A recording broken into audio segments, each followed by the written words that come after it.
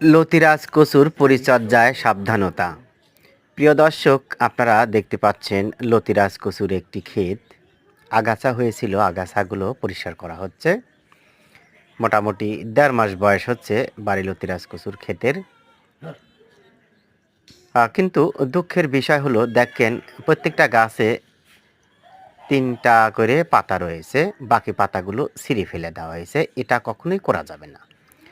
কেবলমাত্র যে পাতাগুলো মরে যাবে সে পাতাই পরিষ্কার করে বাইরে ফেলে দিতে হবে, অন্যথায় তাজা পাতা কখনোই ছিঁড়বেন না।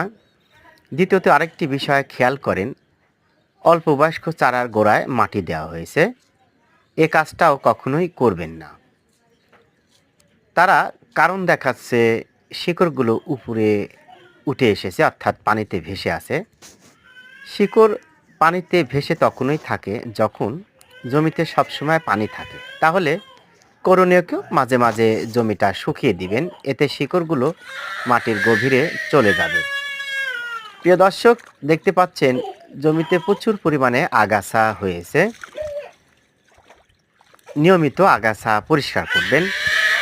প্রাথমিক পর্যায়ে কিছু আগাছা বের হবে, যখন কচুর গাছ বড় হয়ে যাবে তখন কিন্তু আগাছা বের হবে না। এই কয়েকটা পরিচর্যার বিষয়ে সাবধানতা অবশ্যই আপনারা অবলম্বন করবেন।